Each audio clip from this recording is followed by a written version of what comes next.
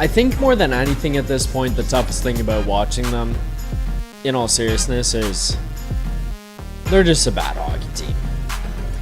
Like, I watched that game from start to finish, and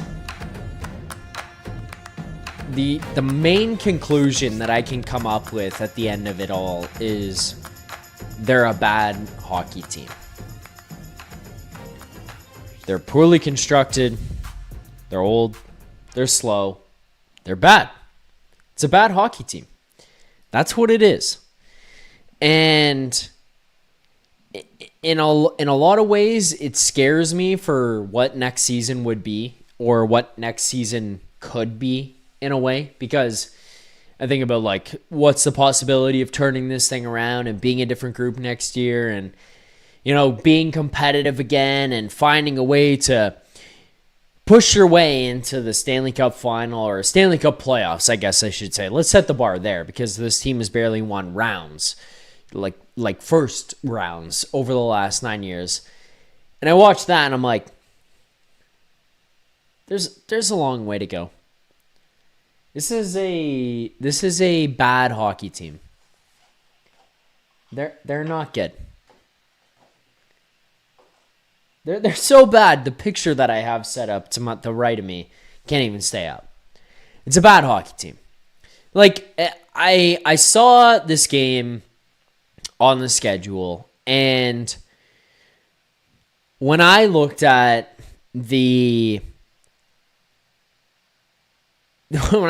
both team schedules and what this game would mean to each team, the obvious outcome is this game means a lot to San Jose. This game doesn't mean a lot to Toronto. Yet, based on the emotional...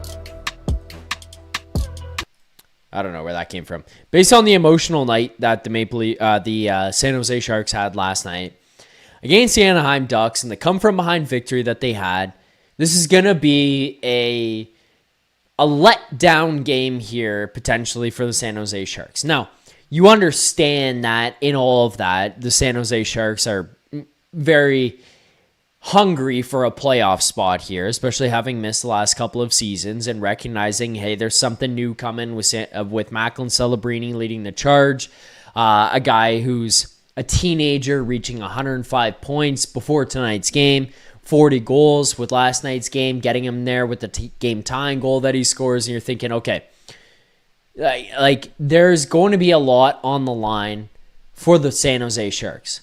It kind of screams letdown game, because as a Leafs fan over the last little while, that's what it would mean for the Maple Leafs, is like, hey, big win, big emotional win, big, like a game that draws a lot out of you from the Toronto Maple Leafs. Okay, so that would mean that the next night is going to be a clunker. Well, not quite the same when it's San Jose. And when it's the Maple Leafs and they came off their own emotional game on Monday night, 3 goddamn days ago. Like, the Leafs set themselves up for their own emotional letdown game, I should say. That was a few days ago. But they were ready for it, because that's what the Leafs do. This wasn't like shit pumping by San Jose in the same sense that we've seen over the last month or so against some of these teams where we've watched them and being like, wow, completely outclassed, completely outplayed. And I'm not trying to say like they didn't get outclassed or outplayed here in this game tonight, but we've seen a few where it's been like, you don't even deserve to be on the same ice as them. Not quite the same here tonight against the Sharks. We'll get into the goaltending and what Stolarz did here tonight, because I thought he was exceptional. But outside of that, like, it wasn't fully like that, which kind of just makes it again like this is just a bad hockey team. Not to say that the other ones aren't signs or indicative of being a bad hockey team when you get outclassed and outplayed to the extent that they have over the last month. Like, very clearly they are, because some of those teams are so much better than what you are. and have so much more to offer. I want to be clear on that. Those are still signs of that. But seeing a game like that where it's like, it wasn't fully like that, you could have just squeaked something out. It just shows you how bad of a group they are. How bad of a team they are. That's a problem right now. That's what scares me about what the rest of this summer is going to entail heading into next year as you try to get yourself back on track and find a way to be competitive again next season is you're not good. You're not. And you got a lot of work to do. Obviously, you know, Austin Matthews playing. Knies isn't fully healthy. Easton Cowan's going to take a step, but your goaltending is good enough.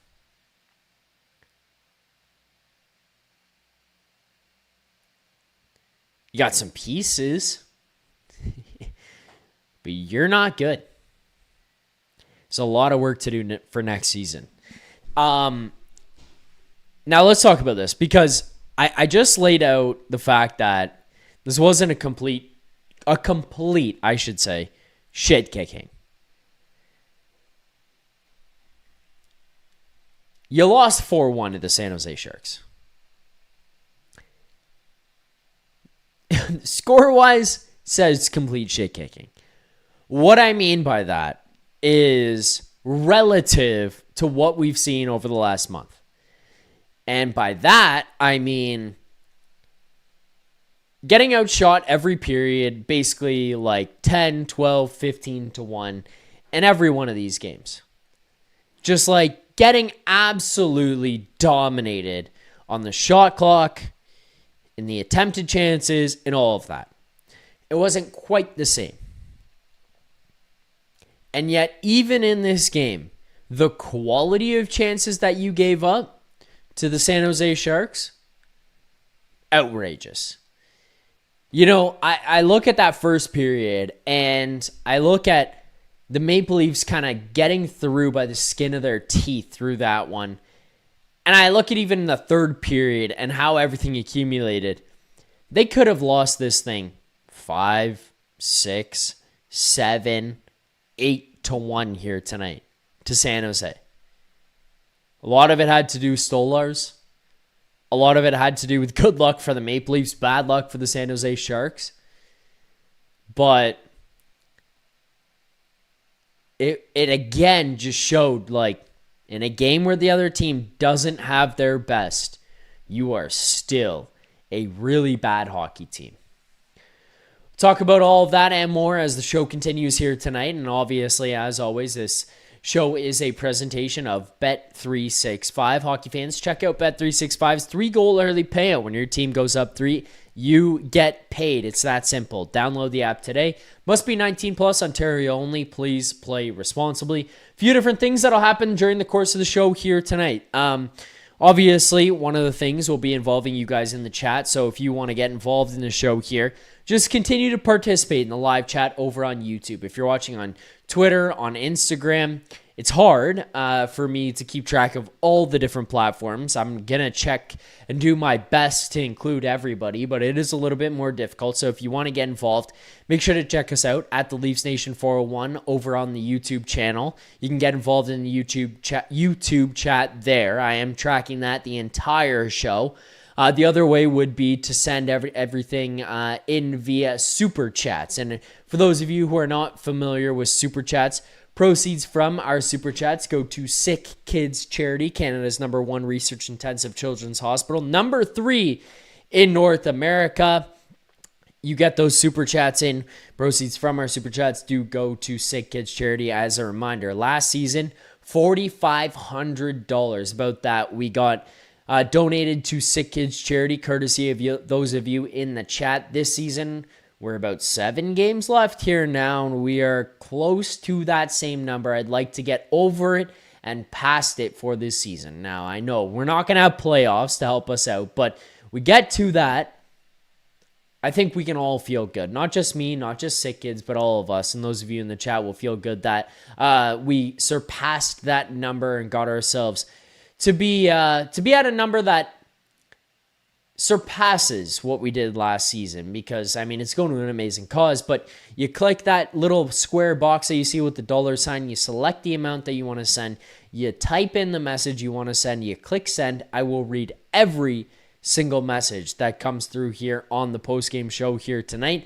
As well, the other way to get involved here will be through the call line that we're going to open up in a moment. But the final thing to remind everybody about is the smelling salts. You like the stream, we do the smelling salts. 50 likes, 100 likes, 150 likes, every set of 50. We do the smelling salts here on the post-game show. So like that stream, subscribe to the channel, LeafsNation 401 as well. Make sure to turn on automatic downloads wherever you get your podcast. But I feel like tonight's going to be a shorter show. I'm not trying to like dodge the show here tonight or get out of it early, but just based on what happened, I feel like that's going to be the nature of tonight. And I mean, it'll kind of be determined by those of you in the chat. So before we open up the call lines, the other thing that I want to talk about is goaltending. So Anthony Stolarz here in this one, like it's a weird night because I look at the first goal that's scored up by Ostapchuk. I look at the goal that scored, the third goal that comes off the end boards that bounces in off Stoli, and I think those are probably ones that he could have had and would probably like to have back.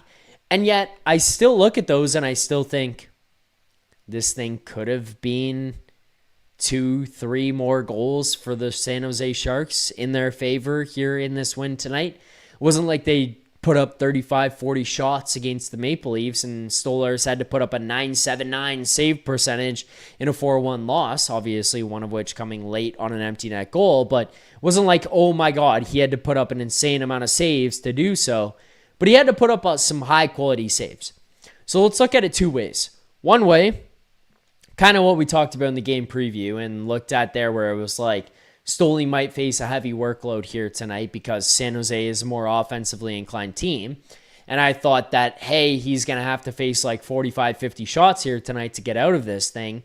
Well, the other part of it was, okay, he's going to have to face some high danger chances, which he did.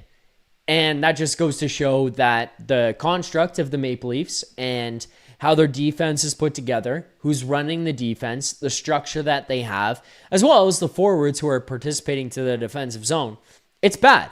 Like the defensive zone for the Toronto Maple Leafs is a complete and utter nightmare at this point. And if you're going to be a competitive team next season, which I think needs work on the roster for sure, but a couple of things are systematically for sure. You know, how you control the puck offensively, how you transition out of the zone, how you enter the zone, how you maintain possession.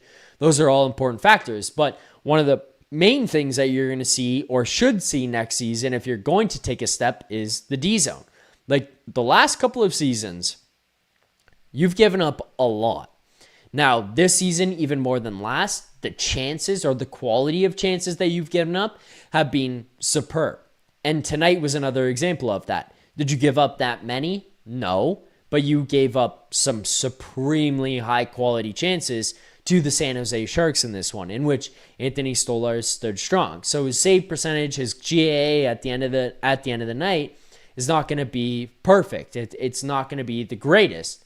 But he faced some high quality chances here tonight from the San Jose Sharks. So there was odd mans, if it was breakaways, if it was just guys getting left alone in the slot, or even in the home base area here tonight against the Maple Leafs, he faced some really high quality chances. And that on its own is something that you look at just systematically and think, okay, that's got to change.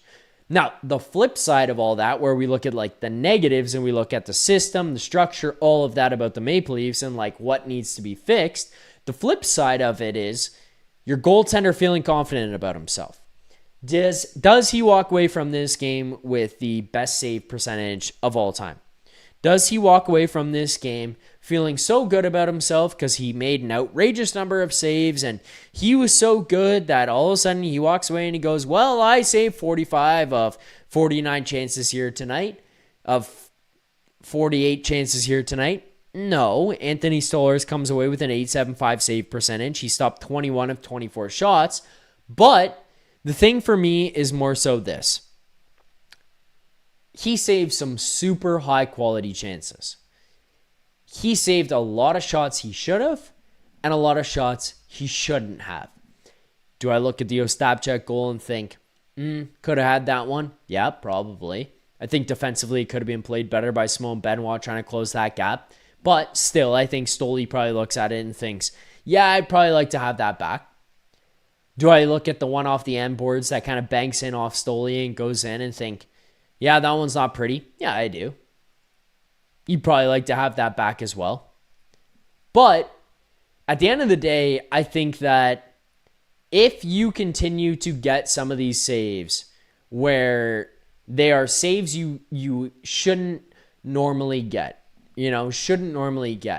saves that like the Ottawa Senators right now would be dying to have because their goaltenders, like, they actually don't even want to play in net for them, and the Maple Leafs are getting those saves. It's a positive sign for two reasons. One, team-wise, you can at least feel confident in your goaltenders for next season and think, well, if we turn this around defensively, if we turn this around from the guys that we have and the structure that we play and the system that we play and the strategy that we approach the game with, it takes a load off our goaltenders. And if they can continue to play this way, we're in a better spot. The other thing in all of it is the confidence that your goaltenders have. Look, again, does an .875 save percentage make Stolarz feel amazing after a night like tonight? No. And I know that. And I understand that. But does it make him feel a little bit better knowing that he stood up here tonight and saved some pretty dangerous chances? Probably. And to go into the summer and to get ready for next season and know, hey, I made some saves I shouldn't have. I'm still playing pretty well. I'm not having my confidence shot and at an all-time low going into this summer, into this offseason, before I come back for next year. Those are probably pretty good signs for your goaltender. And for that, I will take it. Like that, I will say goaltending-wise is a positive, because as much as I want the team to lose and get that top 5 draft position, I don't want the goaltender's confidence, whether it's Wall or Stolarz or Hildeby if he plays or Akhtiamov if they play, which I don't think at this point is likely, but even in the rare scenario that they do, I don't want their confidence being shot, thinking, I can't stop the puck at the NHL level, I can't make a save, and now I have to go and face the next 4 or 5 months before next season starts, thinking to myself the entire time, holy shit, I can't save a puck. If you can go through the rest of the season playing well from in between your pipes, you've solved the problem that like every team in the Pacific Division is searching to solve right now. And you have that answer in 2 guys. The other thing it does for you, selfishly, is boost the value of your goalies. Do you want to be creative in the summer? Do you want to get better and be competitive next season? Do you want to push for a Stanley Cup? Maybe a way to do that is move off of one of your goaltenders. And if you don't, and you want to tank this thing out and you want to rebuild, the other positive is you can trade these guys for picks and for capital. If you had goaltenders who are just middling and do fucking nothing, then you're going to struggle to get rid of them. You're going to struggle to find a suitor. You're going to struggle to get something back. Now what? Like, now what do you do? Because you just got guys that no one else wants. You barely want. Their confidence is shot. And now what? Goaltending-wise, you're in a much better position. With that, let's get to our first caller here of the night. Let's welcome to the program, Jordan. Jordan, what's up? Hello, Zach. How are you? I'm good, Jordan. How about you? I'm good. We lost. We got to keep losing. Like I said Monday. Yep. You did say that. You've been on the big let's lose every game train, and here's another loss for you tonight. So it's almost like a little gift in your lap. We got to lose every game the rest of the season to try to get that top 5 because we need it. But I want to address something. Because we haven't talked about this since Monday. So I just want to address Keith Pelly for a moment, if I may. Go ahead. And I am not one to use bad words usually, but he is a complete ass clown. I mean, that press conference was so bad. The things he said, talking about Buffalo and Montreal were better, and it's like, what are you talking about? But my problem is, I have no faith in that man to hire maybe even a president of hockey ops and the right person at that. And so my confidence is very low in this organization after that press conference. Obviously, we're going to find out maybe in a month or so who it's going to be, but they better make the right hire, because otherwise I think it's going to be just many more years of this same old nonsense. And like you were saying before, they've got to decide, like, what are we doing? Are we retooling or rebuilding? They got to make a decision and just go with it. They can't kind of do it in between. Yeah. So, Yeah. but yeah, right now just keep losing. Pray we get that top 5 pick, because I think we really need it. And then obviously we lose the next 2 years, which is fine, but they need help right now. So, Yeah, I mean, the main thing from the Pelly press conference that was a big standout point to me was the cringiness of some of the comments that he made. One of which being, when he was asked about Eric Tulsky and the data-drivenness of Eric Tulsky, and immediately, without answering the question, he started talking about AI. That of itself was cringy. One of the other things that was really concerning, I think, was standing up there and hearing Pelly say, we didn't anticipate the trains coming that were the Buffalo Sabres and the Montreal Canadiens. Okay, the Buffalo Sabres, I'll give you like that little bit of credit on the Buffalo Sabres, because I think a lot of people kind of look at the Buffalo Sabres and just thought, well, they're a joke of a franchise. They'll never figure it out. It'll never come through. But, even underlying, they had a lot of young talent coming through. They've been trying to fix this roster for a while. They've been trying to get them younger, more talented, more skilled, and trying to build to what they are right now. Maybe not being as good as they have been this season, but much better. So we've all kind of been expecting Buffalo to take a step, just given who they have there on that roster. It's just never come to fruition. But to still sit there and say, well, we never saw Buffalo being good. And then the other thing is the Montreal Canadiens. That was a team that, like, 2 years ago, all of us here, myself, you probably, Jordan, those of you who are in the chat here right now on the After Dark show watching this live, all sat there and said, the Habs are coming. The Habs are coming. They're going to be good. They're going to figure this out. The Habs are coming. How did the president of MLSE and the Maple Leafs as an organization, which is what he effectively implied, was that the Maple Leafs as a whole didn't anticipate that. How did you not expect that at some point they were going to be good? Even taking Buffalo out of the equation, how could you throw Montreal in there and say, well, we didn't expect them to come through? That's concerning to me, Jordan, because I think what he outed himself there for was not knowing hockey at all, which, being the president, being the CEO, whatever you want to put his title as of MLSE, is not the biggest deal if he doesn't know hockey, if he's sticking to the business side.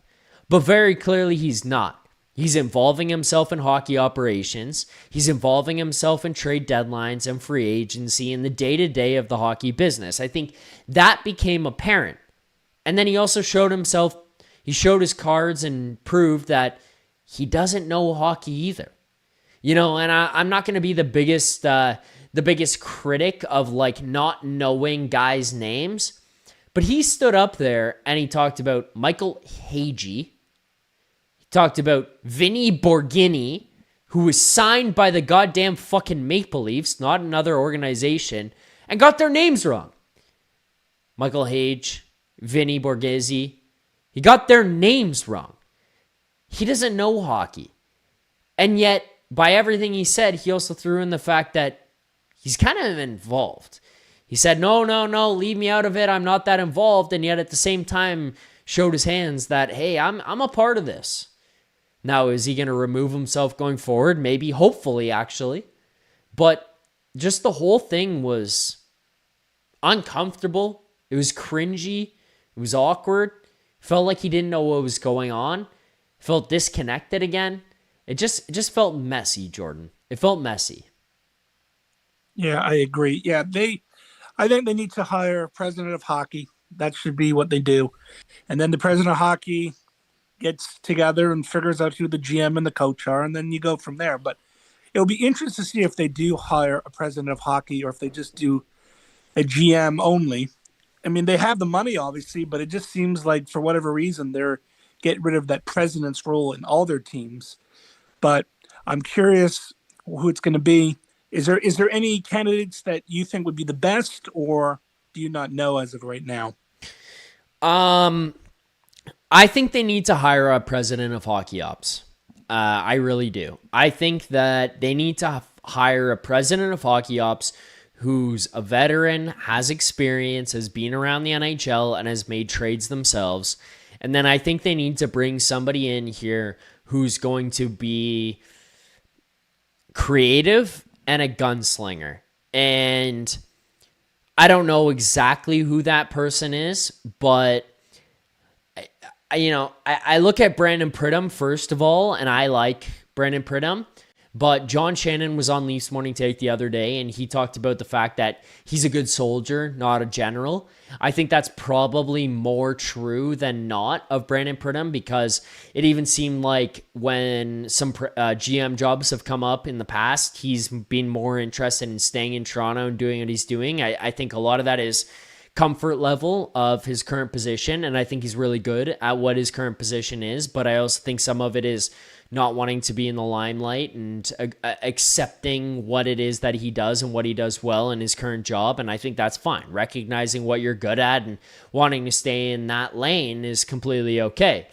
The other thing that I would say, though, is like, if you're going to accept the fact that you're going to change the structure and you're going to look at bringing in a president of hockey ops, I would start to look at people who are less experienced. And I know that that might not be the most comforting to people, but I'm starting to look at some of these AGMs on some of the more successful teams.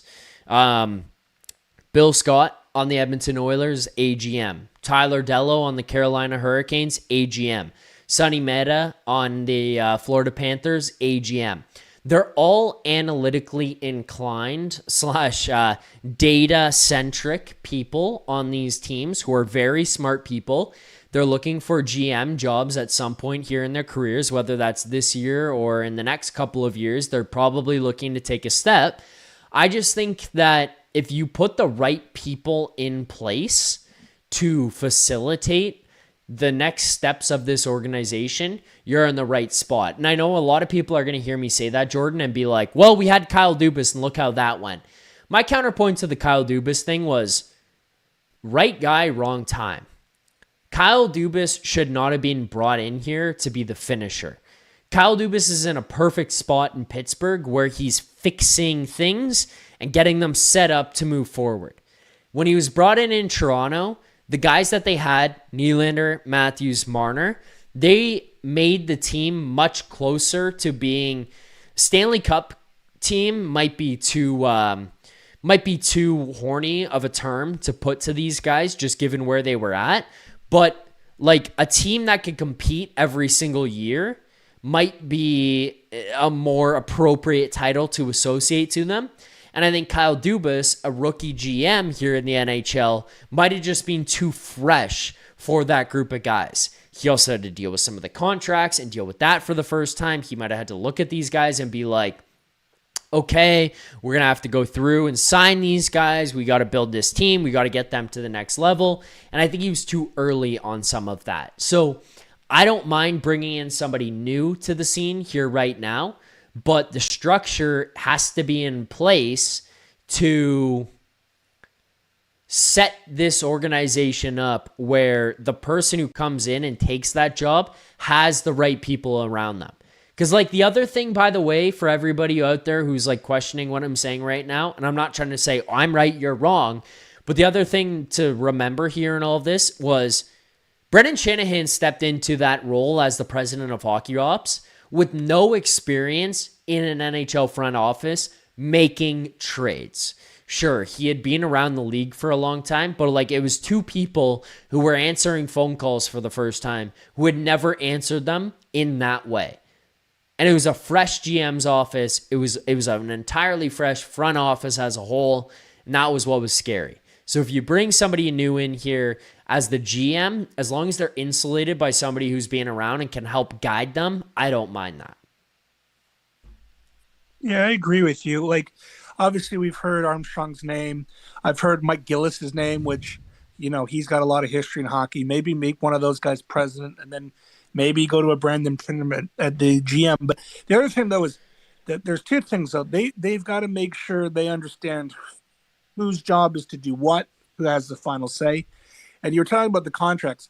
Look, they've got to stop with this no movement kind of crap, or these guys need to take a pay cut. It's one or the other. They can't be giving these guys the full amount of money and the no movement clauses. And I think that's really hurt this team overall. So, the good news is, look, they're not the worst team in the league, but they're not great. It can only go up. The question is it going to take 1 year, 2 years, 3 years? What coach do they do? I mean, I've heard rumblings that Berube may be back. I'm not a big fan of that idea, but I'm also not a fan of just replacing him with anybody. So, yeah, I mean, I can't imagine that Berube would stay. The one thing that does scare me is that a new GM would come in here and use Craig Berube as his first bullet.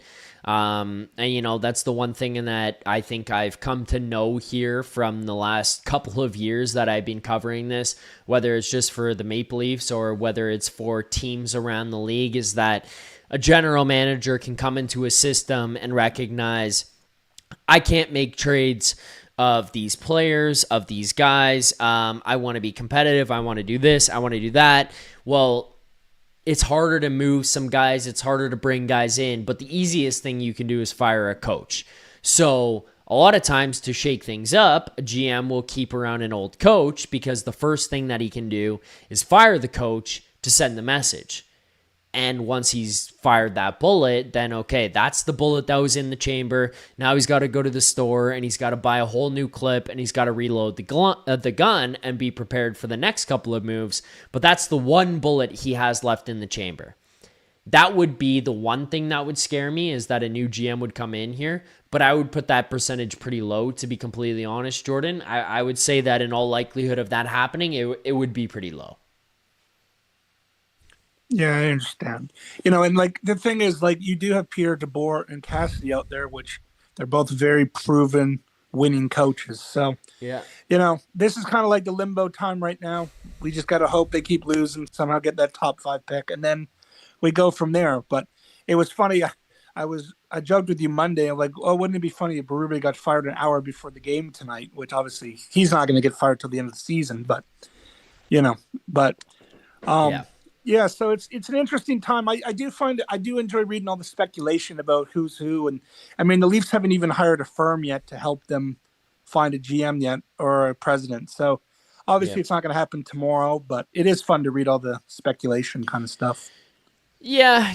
I mean, it's fun. In some ways, it's kind of scary. Like, you see some of the names that are out there: Peter Chiarelli, Kevin Adams. I don't feel too comfortable with either of those names, and yet they're guys that have been tossed around and involved in who could potentially be involved in this organization moving forward, and those thoughts are scary on their own. But the idea of change and the idea of a different path here, it is exciting, Jordan, that's for sure. All right, Zach, thanks for taking my call. I'll hopefully talk to you after our next Leaf loss. All right, Jordan, thank you for calling here tonight. Appreciate it. You enjoy the rest of your night, and we'll see you soon. Hopefully Saturday, another loss. Yes, sir. Thank you. All right, there you go. Jordan on the line. Appreciate that call from Jordan. Let's go to the next caller here that we've got waiting. Let's welcome to the program fan favorite here now, Francesco. What's up, Francesco? No longer need to spin your wheel, buddy. Your Treliving fired wheel. It came to fruition. Brad Treliving gone. We haven't spoken to you since. Yeah, I guess he's at Boston Pizza now, flipping pizzas or maybe bagels. I've never heard of anybody flipping pizzas, but yes, I could imagine maybe that's the next position that he's taking up.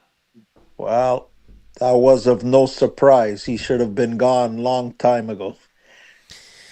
Yeah, that's the sentiment my dad had when he found out. He said 3 years too late, which for those unaware, 3 years ago was when Brad Treliving got hired by the Toronto Maple Leafs. So yeah. Yeah. Just wanted to bring up a few facts. Zach, maybe we can talk here. Uh, I don't get what everybody talks about. What these guys are saying in the press conference, especially this guy Pelly, whatever. It's another Shanna plan. He's saying basically you're going to leave the four guys, which is Matthews, Nylander, Rielly, whatever, and trying to build around. So the question I want to ask is, how are you going to get players? Who are you going to trade? Let's say you want a top defenseman. Who do you have to get? The only way to build this team, Matthews has got another 2 years left. Even if you keep him in 2 years' time, you're not going to win anything. So the only way you're going to recoup some good assets is try to trade him and get maybe 2 or 3 players back. And that is how you start to build your team. Because by the time this team is ready to compete, Matthews won't be around. Nylander won't be around. Okay, wait. Let me cut you off here, Francesco. So, what is Yeah. your goal personally that you're talking with here? Are you talking about a retool, or are you talking about a rebuild? You personally. Rebuild, retool. A retool is basically going back with the same 4 people, and where have they gotten us? Nowhere. So basically, what Pelly is saying, going back with these same guys, it's basically doing what you're doing now. Where has it gotten you? And not only that, even if you go back with these same 4 guys, how are you going to get other players? Where are you going to get if you have nobody to trade? Yep. The only way in order to build around or to start building this team is you have to trade Matthews and pick up some assets and start building your team there. Your Knies, you're not going to trade. Okay, so who else can you get players for? Is Matthews or Nylander? If you don't trade those 2 guys, they only have basically 2 years left. Let's just say Matthews hangs around for 2 years and walks away. He's going to go for nothing. What did you get? And even if he stays here in 2 years' time, they're not going to be anywhere. Between you and me, if they go next year with the same team, are we going to go anywhere? We'll be here talking about the same thing. This team is not going anywhere. They have to start from the bottom, build it again. That's what they got to do. Yeah, I mean, Yeah. they seem to show some type of belief in Matthews and Nylander that they can be guys that you can build this thing around, which I understand why people would have a differing of opinions on it and say that that doesn't work. I completely get that. I'm kind of stuck in a middle ground here myself, where on one hand, I think it's really, really difficult to acquire players like Austin Matthews and William Nylander, and it's really hard to get those guys. And when you have them, you don't want to just let them go. And yet at the same time, the other side of the fence and the other look that I have on these things is it doesn't seem to work. It doesn't seem to work with them. And that's the problem that I have right now where I'm stuck, because I think that if you trade these guys away, Francesco, you're looking at years of pain. You're looking at 2, 3, potentially 4 years of pain with this group where maybe you're missing playoffs, maybe you're not that competitive, maybe you're on the outside looking in, and you just don't have the team to get it done or take that step or be back into a competitive spot. And I think that's one of the concerns that you end up having is like, well, we get rid of these guys, we're going to miss the playoffs. You're not trading them, but you're not trading them, Francesco, to bring in players who are going to be making your team competitive next year. That's the one thing I think everybody should be aware of here when we're talking about trading Nylander and Matthews. And I'm not saying that's the wrong move. I'm just saying, Yes. in reality, if you're trading those guys, you're not getting guys back who make you good next season. You're just not. You're getting guys back who probably make you good in 2 years or in 3 years or whatever. And again, I'm not saying that's the wrong move. I'm just saying that's the reality of trading those kinds of guys. So what is the direction that they want to head in? What is the direction that's best for the hockey team? I'm still not sure myself. The best direction is, like I told you, they have to rebuild, because even if they keep Matthews, Nylander, the same players, where are they going? If you next year start with this team, even if you make the playoffs, where are you going to go? Are you confident? If, let's just say we made the playoffs with this team, you think we're going to go anywhere? That's what they have to think about. What they have to think about. These guys have been here for 10 years. And they haven't done anything. So basically what this guy Pelly just made me laugh my head off at the press conference. Basically what he's saying is the same thing like Shanahan said. Okay, we're going to give it another try next year. We have these 4 pillars here. Yeah, we've had them for 10 years, and where did it get us? If last year was our shot when we won the division and we couldn't do it, you think next year we're going to do it? Not a chance. Yeah. So what I was saying, so if you want to acquire players, let's just say you keep Matthews, Nylander, Knies. Okay. Now you want to add players. How are you going to get them? Free agency is nothing. There's garbage. Yeah. So how are you going to get assets? They have the money, but they can't get anybody. See? Yeah, no, I mean, I completely understand. And that's one of the big issues that you come to here is like, if you're going to make trades in the summer, I don't even know what they would begin to look like. That's why I think you need a creative GM to be here to help you out if you are trying to be a competitive team next season. I don't know where they even start. That's why somebody who gets paid a lot more money and is a whole lot smarter than me, I think should be coming in here and looking at this thing, because I don't think Brad Treliving is the guy to do it. But like Francesco, you're right. Like the free agent pool next year, the answer's not in the free agent pool. The big defenseman is not there. The top 6 forward, it's not there. Are you going to pay Alex Tuch $10.5, $11 million? Are you going to pay him Adrian Kempe money to come here? I think that's a little bit ridiculous to do. I mean, Alex Tuch is an amazing player, but I don't think he's a guy who you should be bringing in right now to fix this organization and to fulfill the holes and the gaps that you have here right now. I don't think he does it, and I don't think he gets you over the hump. So you're right. Like, the solution is not there in the summer. The trades have to come from somebody who's very creative. And I just don't even know where it starts. The first move they have to make, but I don't even have a clue where they're going to get, would be to get a number 1 defenseman.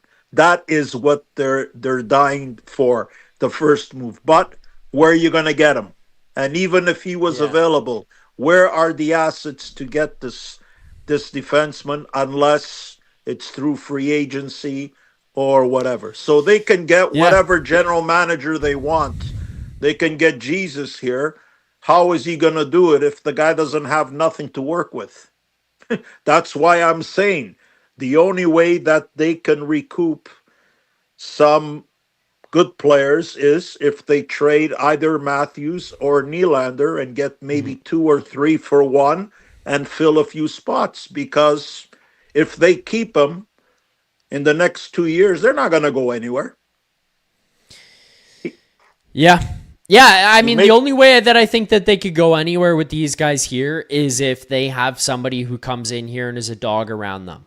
As much as we want to shit on Brad Treliving, the deal that it seemed like he had in place, which I'm speaking in hindsight, and I mean, again, I guess in a way I'm speaking in hypotheticals, but like, it's the only one that I look at and really, truly right now look at and think, fuck, that would have made a difference. Or maybe the difference is the deal that seemed to be on the table for Mikko Rantanen. Now, again, I'm well aware that that was very hard to pull off. There was a lot of pieces that had to go into that one. And at the end of the day, it got axed. And it never crossed the table of like, or it never got to the point of like actually being legitimate because somebody, Mitch Marner, had to say yes to going to Carolina for that to come to fruition. But I look at a guy like Mikko Rantanen, and again, this is hindsight. I'm well aware of that. But I look at a guy like Mikko Rantanen, and I look at him and the way he plays and the way he approaches the game, and I think that's a guy who could have gotten you over the hump because of the way he plays. Because if you insert him into Austin Matthews and William Nylander, he brings something different to the table than Matthews, Nylander, Marner, and Tavares ever had. He's a dog. Those guys are not dogs. Yeah. He's a dog. And I use that as an example because I know that's the guy that they were probably the closest to getting. Didn't end up working out. But you need to go and find a guy like Mikko Rantanen in order for me to believe that Matthews and Nylander can be a part of the group to make this thing work. And I don't think that there's a guy out there to do that this summer. I really don't. What about Quinn Hughes when he went to Minnesota? Let's say Minnesota asked the Leafs for a Nylander. Wouldn't you make that deal? Well, I mean, it would be to Vancouver when Vancouver traded him. To Vancouver. Yes, I would have. Yeah. Yes, I would. So that's what I was trying to tell you earlier. Yeah, but like Francesco, I think this is all too little, too late. Like, I don't disagree with what you're saying, but I mean, again, like to add to the point, I just think this is all too little, too late. You had a prime John Tavares. You had young Austin Matthews, William Nylander, and Mitch Marner here, and they stuck to them every single year. We believe in them, they lose. We believe in them, they lose. We believe in them, they lose. We believe in them, they lose. Every single year, we believe in them, they lose. And Brendan Shanahan kept looking at them and thinking, these guys are like the guys that I saw and I played with. These guys are like Steve Yzerman, who took 9-10 years to win. These guys are like Alex Ovechkin and Nicklas Backstrom, who we waited forever and they finally won. And the reality was they weren't, because they didn't have the same DNA that those guys had. And they believed and they believed and they believed. And what they should have done was gone out and traded one of those guys to bring in somebody with a different type of DNA. And they didn't. So now looking at Matthews and Nylander, like, unfortunately, Francesco, those are the two guys. Because where you're at right now, Marner's gone. That's one of the pieces you could have traded. He's gone. John Tavares, who was here and was one of those like top 10 talents that you probably weren't ever going to trade, he was a guy that was at the peak. He was a guy who was significantly helping this team. He's over that hill now. He's too old. He's beyond the points of being that top end talent who can either help you or who's a guy who can be the guy who can step up and he can participate here on this team or bring back any assets. It's over. You've got two guys. You went from 4 to 2 in one single year. Now the assets you can move, they're gone. That's the problem that I have, where it's like, are you going to trade Matthews? Are you going to trade Nylander? That's great. Now you're going to need to bring back another dog and something else. And now you just don't have that. Yeah. But it's like I said, they're in a very bad situation. And I don't see how they're going to get out of this mess. I don't know. No, I don't. I don't know. I really, really don't know at this point. I don't know. Anything else you got for me here tonight, Francesco? No, that's basically it, Zach. So now we just got to run out the year and that's it. See what's going to happen. Yep. I mean, at this point, that's kind of all that's left, unfortunately, is let's see. Let's see. Yeah. We don't even know we don't know if there's going to be a president. We don't know if there's not going to be a president. We don't know if the GM is going to be the GM and the president. We don't know if it's going to be an old GM, a new GM. We don't know. At this point, all there is to do is wait and see. That's right. No clue with these guys. No clue. No clue. All right, Francesco. Thank you for the call here tonight. I appreciate it.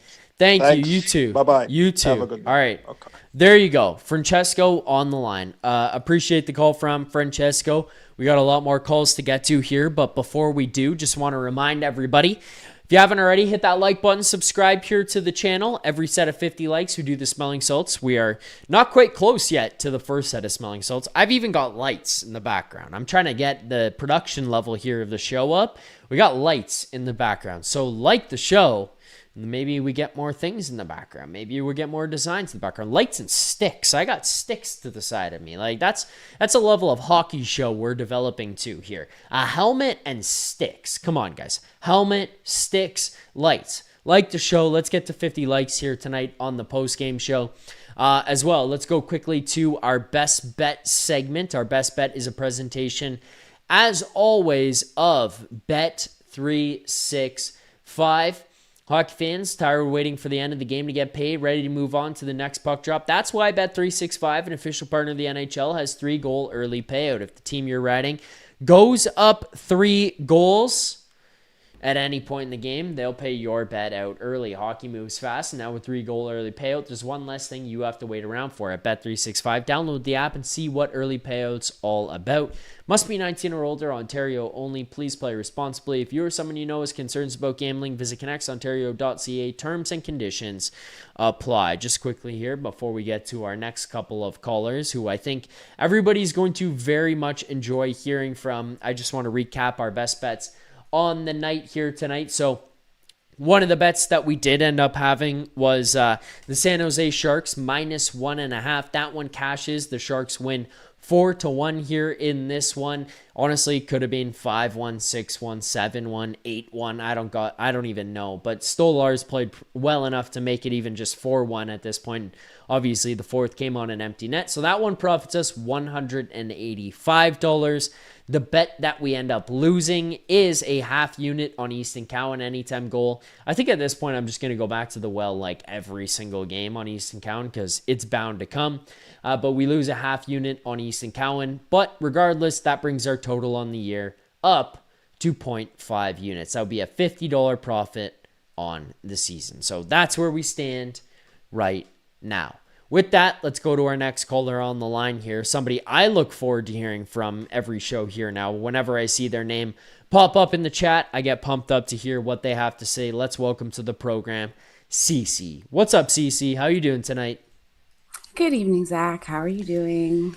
Pretty good. By the way, you left us on Monday, I think it was, you called in. You left us with a banger. You came in, dropped a heater, and then just said, see ya, I'm out. I didn't even realize that you were leaving. I just looked and I saw CC has left the call and you were gone. So that was a call that left everybody on edge. We were all waiting to hear what CC's next thoughts and comments were. So I'm glad you called back in here tonight. No, yeah. You knew, like, I'm all about the corporate stuff. I'm all about the behind the scenes stuff. And that press conference left me with a lot of thoughts as someone who used to work in corporate spaces. I figured like people might want to, like, I can understand the corporate bullshit, and I needed to just be able to vent the fact that I am terrified. So I'm going to my notes so I can stay focused because it's late and I don't want to keep people up too much longer. But corporate speak, Pelly is terrified. And you can tell that there's a 5-alarm fire happening because okay, so let me start back at the beginning. I'm letting you know right now, they never actually cared about winning a Stanley Cup. And that article from Jonas Siegel made that perfectly clear. What they were satisfied with was the playoff revenue. As long as they made it to the playoffs every year and they were able to get those playoff checks, deeper runs would have been better, but they were happy with their playoff check. And as someone who watches other sports, I see this in the NBA and I see this in baseball. Teams that are just satisfied with sucking just enough to get to playoff revenue, and they don't actually care about the prize. And that's what it was fundamentally clear. And this year they're freaking out because they're not making the playoffs. So they're not getting that money. And then Rodgers signed that $1 billion deal with the NHL. So they're going into their first year of their deal with a team that sucks. So this is about money. And then looking at that article and how everything on this team is for sale, being in the locker room, like I'm surprised jock straps weren't like used jock straps weren't available for sale. Like, how are you ripping off families because their kids want most teams, it's the junior affiliate. It's like they'll nominate like the best junior player of the week and they get to do the flag. It's free. Like they just played the Sharks. The flag kids are free. Like you're charging $1,000 for that's disgusting. You know what I'm saying? Like, okay, $50 to blow the horn, sure, so people don't want to spam it. That's fine. But $1,000 for your kid to get on the ice, that's gross. So like when I was looking down at how they're charging and just like exploiting essentially the fan base for all of this stuff, their hunt for a Stanley Cup is exclusively for merchandising. They just want to say that they have one so that they can now upcharge more so that they can say, oh, a Stanley Cup experience, the Stanley Cup room, and it's going to be like $5,000. Like I can see it. I could see him counting the lost money. And that's what they like. They don't care about hockey. He made that fundamentally clear. He does not care about hockey. Like, I'm telling you, he had a little notepad to like jot down a couple of names he could throw out so he could pretend he knows what he's talking about. But these people just care about money. And so like, I'm scared that they'll do things to make the team good long enough. Maybe we'll win a cup. Maybe. I'm not particularly confident that they'll care if this team next year, as jacked up as it is whoever they get, coach, players, whatever they do, if they make it into a decent enough playoff run, watch any further improvements immediately stop. I'm not confident that they really actually care about ever winning a Stanley. So that was just that's what I got out of that meeting. Yeah, I mean let me just jump in here, Cece. That's the thing to me that like concerns me too, is that it kind of feels like going back to, and people who are older than I am would understand this, and I'm not trying to do like oh, you're older, you get it, not me thing here to anybody who's watching on the show right now, but like I was younger coming up through and experiencing some of this, and now looking back, I understand what was happening more than ever. But it was we're happy, or we're happier, I should say, with being a team that competes for a playoff spot every year, and we're not worried about the long-term future of the team because we know that being a competitive team and showing that we could make the playoffs, even if we don't, is better for money and people showing up to the arena than it is, recognizing that this team isn't very good and doing what's best for the hockey operations of the team. And that was kind of a concern that I had. I don't think Keith Pelly was ever going to go up on stage and outright say, you know what, we're going to tank the rest of the season. And yet, you're watching a team that went into that press conference. I think at that point they were sitting 8th last in the NHL. And he was like, we're not going to tank. I don't believe in that. And I'm like, okay, well, like, I get it. Like, you're not going to outright say that you're going to tank. But maybe that's in the best interest of the group. And maybe you should just lose every game for the rest of the season. I genuinely believe him when he says that. That's the thing that scares me, is that I do too. I kind of felt like he wasn't just saying it for the sake of saying it. I felt like that was real. That's why you guys need to be scared. He was dead serious. Yeah. He doesn't understand the hockey of it. As far as he's concerned, the idea of a business or his corporation or a team tanking is like you got to really think business people aren't human beings. Like I really, when you sit in meetings with these people and you're just like, and the requirement to be a yes person, to be able to survive is why I'm scared. Wait, Cece, you didn't like his quote where he said that the vertical alignments weren't correctly horizontally aligned? You didn't like that quote? And the funny thing is, I knew exactly what he was saying. Yeah. That's the thing. saying. It is corporate bullshit, but essentially he was saying we aren't hitting our financial goals. That's what he was saying. Like, we have these goals. We have these we did not satisfy our what's the thing everyone likes to joke. We did not increase shareholder value. Like they looked at their bottom line and they're seeing that their corporate sponsors are probably pissed off that they're not going to be able to run corporate commercials during the playoffs. It's money. That's what didn't align.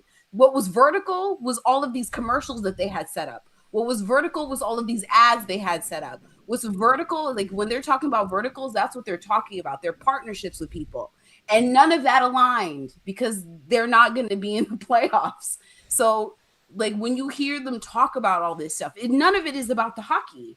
That's why I'm scared. But also that's also kind of why I'm talking out of both sides of my neck.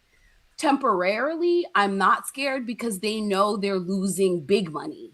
They don't care about the fans and they don't care about the product on the ice. They care about the millions of dollars in corporate suites that they're not going to get next season. So they need to improve the product on the ice. So temporarily, we might get a good coach. They might make some impressive moves. They might put in a GM and a thing. But the thing, they're going to be title holders for people that I don't think are actually going to have any power. Just like what happened last time. You were telling me you needed to go through 10 people to get a decision approved. That's not going to get any easier. And when companies are doing bad, the big heads micromanage even more. They don't step off your neck. They actually are more annoying and they want more calls and they want more spreadsheets. And when he's talking about data, what he's saying is, if this doesn't financially add up, if these things don't make sense on a spreadsheet, we're not going to go forward with it, even if it would make hockey sense. And as someone who understands numbers, like they're just a tool. They aren't the whole thing. And this run for AI is like, I work right now in like digital 3D graphic design. It's annoying as hell when someone was like, well, did you use AI for it? No, because it takes me 5 minutes in Photoshop and it would take me 30 minutes to get the prompt right. So this doesn't look crazy. So I'm just going to do it myself in Photoshop. But no, but you have to use AI. But okay, so I'll run it through AI. I don't like this. Can you do it again? Okay. And then I'll make the adjustments in front of you. Oh, that was really quick. You can do that? You can make adjustments in person? Yes. I'm a designer, you asshole. That's what I went to school for. I don't need to prompt to change a background color. That's a copy and paste. You know, let's Control Alt V and I'm done. But anyway, so I'm letting you know, like, if that's the dumb, like, you have to pretend that you're feeding them this bullshit that makes your job harder. And you have to be a yes person. And he's caught up in all of this corporate AI bullshit. So yeah, the next guy is going to have to be able to be a people pleaser to be able to get anything done. So yeah, the next GM is going to have to be creative as hell and is going to have to learn how you can get shit done in a corporate environment if you know how to lie to your boss right. And if you know how to bullshit a presentation and cheat a spreadsheet. And then you can still get the work that you actually need to get done when they're satisfied with the bells and whistles. Like CEOs are like fucking cats. Like they're literally like dumb cats and you laser pointer them to the other side of the room and distract them so you can actually get work done. And Pelly just reads like a laser cat. Like you're just going to point him in the direction of, yeah, we're using AI. That's why we want this defenseman. When you actually just like did the grind work to figure out if this defenseman would work in your lineup. And I don't know that any of the old heads would be able to work with a jackass like him, or if any of the new guys wouldn't be too intimidated to actually have the balls to make the decisions that we'll need. Like the Leafs are a mess. I'm so sorry. Rogers taking over this team is like the worst thing that could have happened to us. Like they're going to get caught up in corporate slop. Whoever is in charge is going to be drowned in mess. And I just like, oh, Jeremy popped in. Hello. Hi, Jeremy.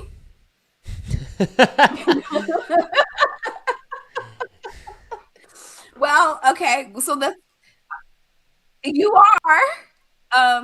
But everyone else who's on the Zoom, okay. Jeremy, everyone else who's on the Zoom, mute yourself in the meantime. Mute yourself. That was pretty much. I was getting towards the end of my corporate life sucks rant, but yeah. So moral of the story is, whoever comes in is gonna really have to learn how to satisfy that man and their corporate obligations, because that is going to be primary. The hockey is always going to be secondary to these people, and that's what scares me. So like, yeah. Yeah, I mean, to even simplify it even more, CC, on kind of what you were saying about like how these people fit in around Pelly, like the one thing too I look at here in all of this is the one thing that he said was that they're not going to rebuild, they're going to retool, because they have I think he said the wording was like the foundational pieces in place, meaning Matthews and Nylander to be here, so they're not going to rebuild. Well, all that signaled was whoever the GMs are that are coming in to interview, as long as you're a smart person coming in to interview, which I would assume all these guys are, you know, if I was going to apply for a job and I heard the boss of the job that I was applying for say something along these lines, I would be, you know, having my alarm bells go off and making sure I'm prepared for what my pitch would be. And he said, we're not going to rebuild.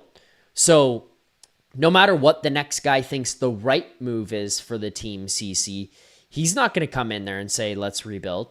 He might think the best thing to do is trade Matthews and Nylander and rebuild this group because that's what he thinks can make this thing go forward. But Keith Pelly put it very clearly, we're not going to rebuild. So 8, 10, 12, 15, 20 fucking candidates. I don't know how many guys are going to come in there and interview for this job, guys and women at this point, who are going to go in there and interview for that job. But you know how many of them, CC, are going to say that this team should rebuild? Zero.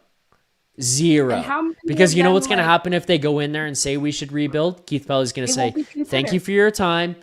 Get out of my office. They're not going to say that. He's set up a box, and there's going to be some very strict restrictions on what they're expecting, and that's all they want to hear, whether it's the truth or not. And then they want you to confirm that their idea is going to be a good idea. Do not believe him for a second that we're going to do whatever we have to do. We have all of the resources. Yeah, when whoever gets the job is going to be paid really well. Congratulations. But the bullshit with dealing with Rogers is going to be astronomical. And it's going to always come secondary to the hockey. Like, the hockey's always going to come secondary. They only care because they're losing money. I'm telling you, if this team had made it into the playoffs, that letter when he sent out that we had a bad season because of injuries would have been it. And he doubled down on it too. Like, I'm not going to say it was injuries, but what was it? I think it was one of the radio shows, who is an insider, was like, the organization's true belief was that it was just a bad season and they had injuries and that it was just bad luck. That's what the organization genuinely believes. So whoever comes in can't even blame it on anything else other than injuries and bad luck. So you're starting off from the place that, oh, our team is fine. This was just an off year, which we all know with our eyes is not true. So, like, you're pigeonholing the new coach with personnel that doesn't want to play. You're pigeonholing the new GM with personnel that you can't move. And then you're requiring that all of this satisfies your corporate entity. Good luck to whoever gets any of these jobs. And this is going to be a rough next couple of years of hockey. That's like scary. What's funny is, like, they're telling themselves they're in a retool. I hope we all know we are in a rebuild. Like, this is going to be another 10 years of pain. I see it right now. So good luck, everybody. And I'm going to get off so the next person can get on. But thank you. All right. And have a good night, everyone. Thank you, Cece. Appreciate it. Appreciate the call. Look forward to hearing from you soon. Bye. There you go. CC on the line. The other thing too, like, even just to take this back another step, obviously here is like, if you're if your two guys who are leading the charge are Connor McDavid and Leon Draisaitl, and you've seen what you've seen out of them and you fail to reach the top, it's a different approach than it is here in Toronto with Matthews and Nylander, because they've shown different DNA, they've shown different personality traits, they've shown different abilities to compete at the highest level and get things done when it matters the most, despite the fact that guys around them haven't elevated to the level that they need to. So it's easier for you to sell to the organization, the upper management, the fan base at that point. Hey, look, we've got these guys who can do X, Y, and Z. And we believe that if we build around them, it can get done. The problem you have here in Toronto is now selling that you can get it done around Matthews and Nylander, because nothing that they've done through 9, now going on 10 years with the last 7 games of this season remaining, have proven that they can be the guys who can step up and get that done. And that becomes one of the biggest parts of this puzzle piece that you're trying to fit together as you go into next season. Are you just trying to fix around the outside pieces, or is the middle of the puzzle broken here as well? Are the main pieces of the puzzle the wrong pieces of the puzzle, and you need to kind of actually replace those pieces, because otherwise you're never going to actually complete the puzzle? Or do you have the right middle pieces and now the extra pieces around it need to be fixed?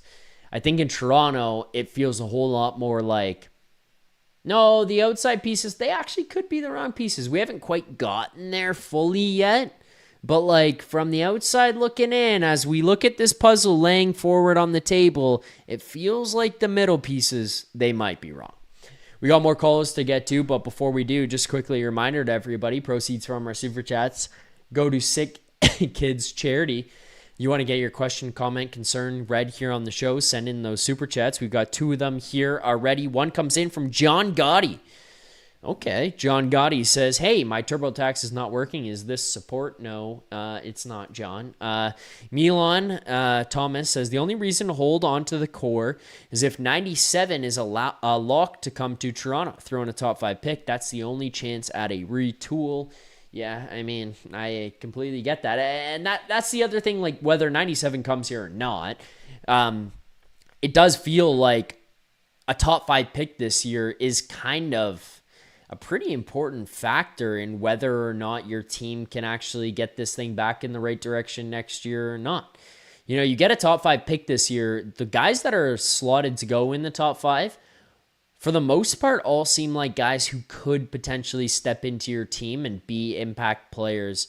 I say impact like loosely, like it'd be valuable players next season.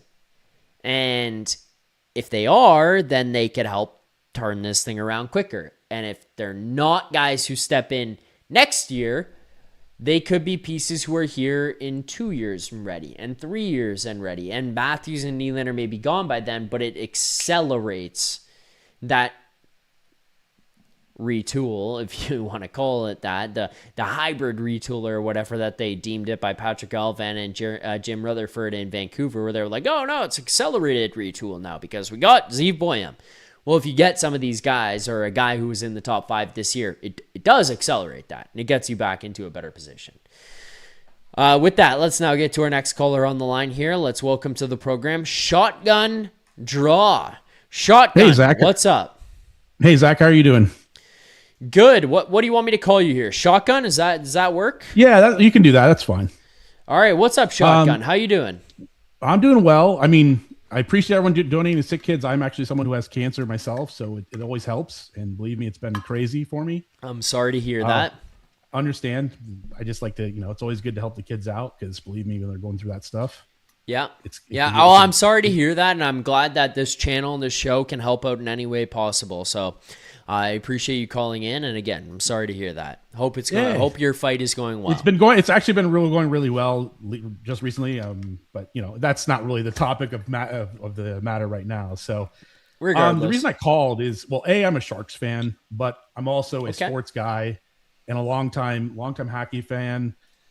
My first experience with hockey, actually, I was originally an Islanders fan because the Sharks didn't even exist at that time. And then, I'm from the Bay Area. So the Sharks were my team. I've been Bay Area through and through. In my first sort of professional experiences, I used to do produce and do the halftime show for college club hockey.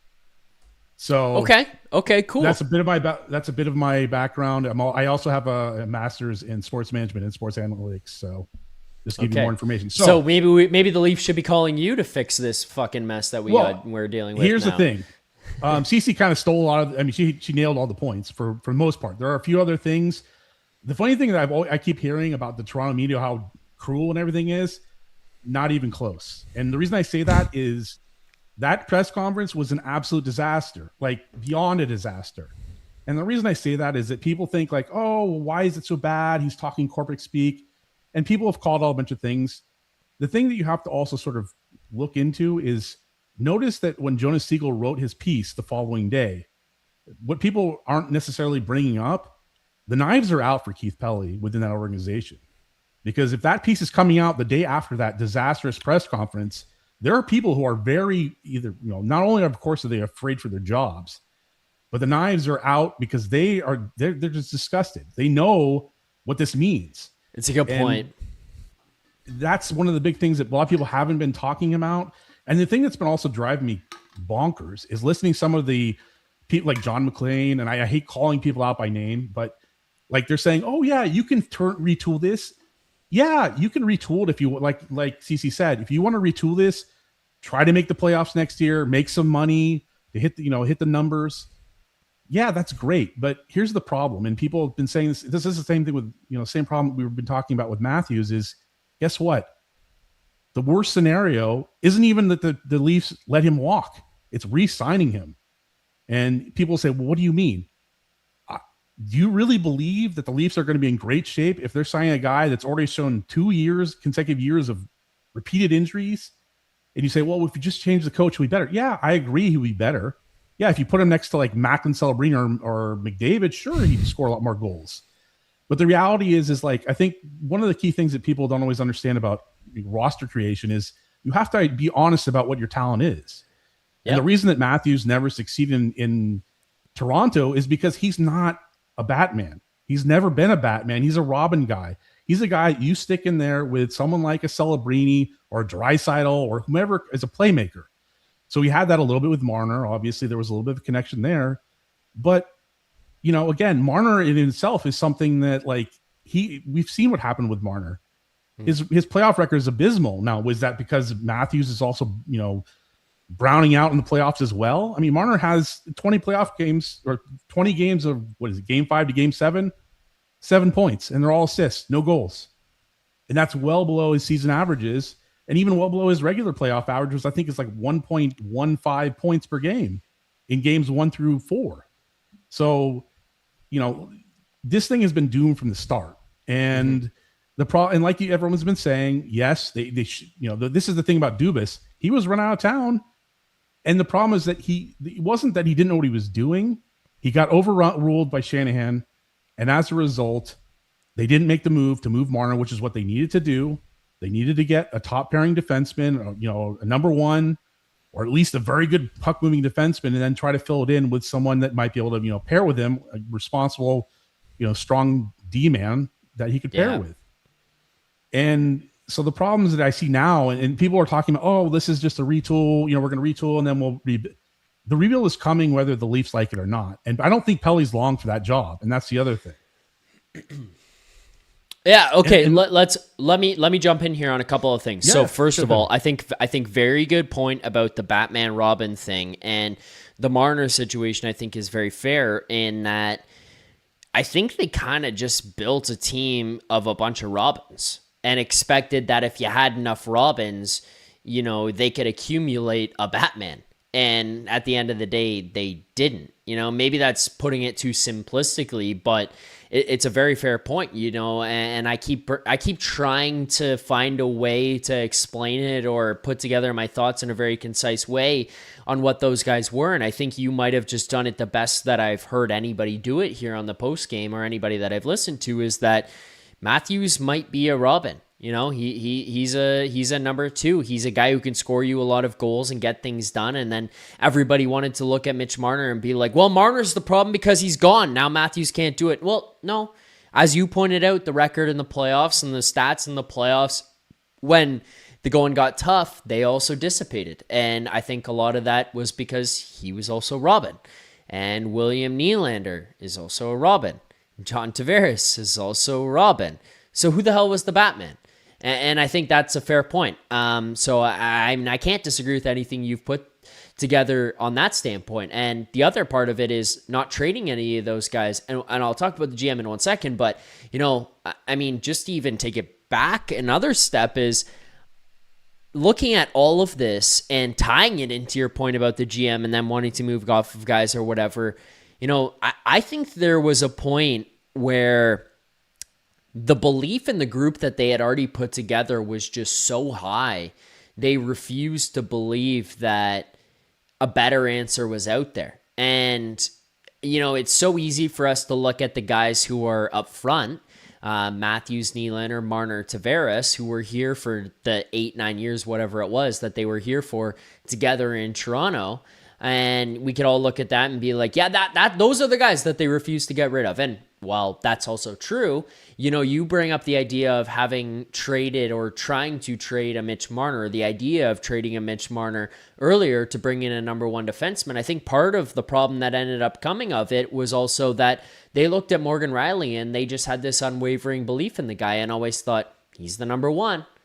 And, you're still looking at a team that, despite what we heard about what, potentially happened last summer and them trying to maybe move off of Morgan Rielly, like, they didn't do it aggressively enough. They didn't push hard enough, and they never had prior to, because I think part of it, even before that point, was still thinking, Morgan Rielly's the number one. Morgan Rielly's the guy who's going to run the power play. Morgan Rielly's the guy who goes out there in late game situations to get a goal, to even the game, to close things out, whatever. We'll strap Brandon Carlo to his side. Morgan Rielly's not a number one shotgun. He's not. And that's not a disrespect to Morgan Rielly. He's just not. And I think there was just an unwavering belief in the guys that they had, that the guys that were put together and drafted here in this group and signed here by this group, they were the guys to get it done. And they refused to believe at certain points that the guys that they had brought in or signed or drafted were just not quite what they needed to be, and they believed too much in those guys. So I just wanted to jump in on those points, but I'll hand the ball back to you here because I think those are all very fair. Well, and the thing is, the irony of me calling is that the Sharks literally laid the blueprint of what happened to the Leafs, because we went through the same thing. We were much closer. The difference is the same thing is we didn't have that closer. We didn't have the there was something just missing from the picture. We had Thornton, Marleau, Pavelski. Ryan Clough was sort of a big guy, but he wasn't a big scorer. He was kind of a physical presence. We had at points, we had Boyle, Burns on the blue line. We even had Erik Karlsson, and it never happened. Now we did get the Stanley Cup, and believe me, I took lots of heat because I was clamoring for a rebuild after the Sharks got reverse swept by the Kings in 2014. And the reason behind that was because I could see that it wasn't happening. And people said, oh, well, we made the cup. I said, yeah, guess what? We weren't even close to winning it. Pittsburgh just ran us out of the entire arena because our team wasn't built properly. And then, of course, all the stuff that's followed. Now the thing is it's coming back to us. And what I mean by that is, like, yeah, we have Celebrini. He's the best player the Sharks have ever had, of course, and everyone can see that. He has that fire. He has the passion. He grinds in the corners. He's a puck battler. He hates losing more than anything else. And the thing is that, like, yeah, we have the same problem. We have Will Smith, and I've been starting to slowly beat the drum that Smith might be the guy who has to go if we're going to get a number one defenseman. And people are like, oh, you can't break up Will Smith, and he's 21. How do you know what he's going to be? I said, look, Will Smith at best is a Marner clone. And, like, he has different traits than Marner to some degree, but he does not play physical at all. He shies away from contact. And he's gotten in trouble this year for that very reason, is not digging in. And I get it. He's not a physical player, but, like, you can only have so many non-physical players, and which gets back to my original point of, the deal with Matthews, Marner, and Nylander and Tavares. They're not physical players. Mm-hmm. And so you have Knies, yeah, great physical player, but you need a lot more. You need to have your leaders. It doesn't mean that they have to be like the biggest, mucker and grinder like the Kachucks. But, like, for example, the one thing I always bring up is, guess what? Will Smith, he gets his shoulder crunched against Pittsburgh. And who's the first person into the throwing fists? 5 seconds after, Celebrini's in there throwing fists, and you're like, this dude is a 19-year-old who's considered like one of the best players in the game, and he's throwing punches. And the Sharks were down 5-1, and they came all the way back, and then he just starts to go God mode and decides, hey, you know what? Not only am I going to throw punches, I'm going to take over this game, and I'm going to bring my team back to win in overtime in the third period. This is 5-1 down with 12 minutes left. Yep. So the thing that I think that Toronto fans have to sort of start really being honest about what's going to happen. And I get it. Look, I know there's a huge demand for Leafs tickets no matter what's going to happen. And the problem is that guess what? Nothing's going to change until the people start, until apathy kicks in. And that's the problem, is it's going to take a long time for the apathy to kick in. And that's what's going to happen, because you're going to go through Harold Ballard Part 2. That's coming. And come on, shotgun. Don't say that to me. Well, I'm just being honest. That's the thing. I know you are. I know. And I'm saying this from a perspective outside the Toronto market, because people here are like, oh, well, we're going to come back next year, and I'm like, yeah, that's great. If you're in the playoffs, it's fun. But the thing is that people in Toronto, I get it. I know the market. I pay a lot of attention. I listen to literally all the shows all day because I work from home. And what do you think I have in the background? I've got my hours literally spaced out. And the thing is that like what ends up happening is that this is so dire because, as Cece said, the money is the main object. That's why they want to retool. It has nothing to do with what's best for the club. And that's why they set the parameters. They want a guy that's going to come in, blow smoke up their asses, tell them how they're going to retool. And yeah, there may be a coach that can make this team better. Like, of course, like obviously you can get people that are healthy. The goaltending can be a bit better next year. They have a better Stolarz, Wall, and Hildeby have a better year. Maybe you get a couple, pieces around the edge that make it a little bit better. Maybe you get lucky in the free agent market and you overpay and you get someone like Radish, which, I don't think he's leaving Tampa Bay, but that's a whole different story. And, as a result, what ends up happening is, yeah, great. You make the playoffs. Everyone's excited. Oh, we're going to make the playoffs. Then you get, rolled in round 1, or maybe you get lucky and you sneak to round 2. But then you realize like this team is just not set up because you're going to run into the same problem. Are Matthews and Nylander going to carry you? And again, we still don't even know what state Matthews is actually in at this point, because this is 2 years where he's been, the production's dropping off. He's been hurt his whole career. Look, like there are players who get injured, and there are people who are like Brent Burns, who I don't know how that works. Like how that guy's played that many games in a row, nearly 1,000. Yeah. So I think the thing that people have to understand is like when I'm telling people, Toronto people, like, here's what's going to happen. I know what's going to happen. It's the writing on the wall, like Cece said, is there. And people are, I get it. It's depressing. It's frustrating. But the reality is until that team is, until either something changes with Rodgers, which I don't think is going to happen, the team is going to have to be sold before the city is going to win a cup. And I know that sounds, you said, oh, you're a doomer. You don't understand. No, that's the reality, because, I've been lucky. I've grown up in the Bay Area. We've had great franchises all around, but I pay attention to everything else going on in the entire U.S. and in the Canadian markets. And guess what? Everyone knows the franchises that are basically mired in, they're never going to win. The Jets, they're not going to win because they don't do the things that you need to do. And again, even let's cut back to the stuff that happened with the, cutting the director of director of sporting performance? Sports science. Mm-hmm. If you were serious about being like, we want to win a cup, the first call you're going to make is to Macklin Celebrini's dad, Rick Celebrini, and say, hey, we've reorganized. We want you to be this. We're going to pay you obscene amounts of money. That's one of the big steps. That's one in a many line. But the thing is that the thing that's going to determine all this is literally what's going to happen in the lottery. And yes, you have to talk to Matthews and Nylander and all that. I get that. But the lottery is going to dictate what's going to happen, because guess what? If you convey this pick to Boston, then you go for the tank, because it's top 10 protected in 2027. You're going to go after the big picks in that draft, which is, Privilov, DuPont, Joseph. Those are the three, top 3 guys for now, and we'll see who else emerges. But like, that's who you're going to be looking for. And that's when you say, let's tank this thing. Because if you get the pick this year, guess what? Now it's unprotected for next year and 2028. That's bad news. You can still do it if you don't care.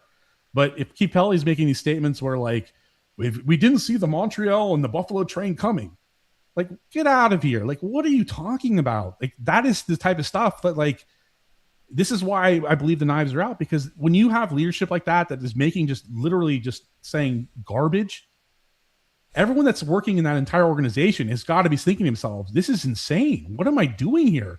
A, my job is on the line, and B, the person that running this whole thing is literally clueless. He's just a corporate ghoul who's, only, like CC said, only interested in making money, has no interest in, they have no interest in winning a cup. It's literally stonks up. Are stonks going up? Great. Okay, we're going. But like, that's the thing. And that's the thing. And it's sad because look, everyone that's in sports, anyone that's a fan does it because they want to see their team win. And it's fun when you win. And like I said, I've been very lucky. I've been able to see the Giants win 3 World Series. I've been able to see the 49ers win 5 Super Bowls. Obviously the Warriors run that you guys have seen. The only thing that's missing is hockey.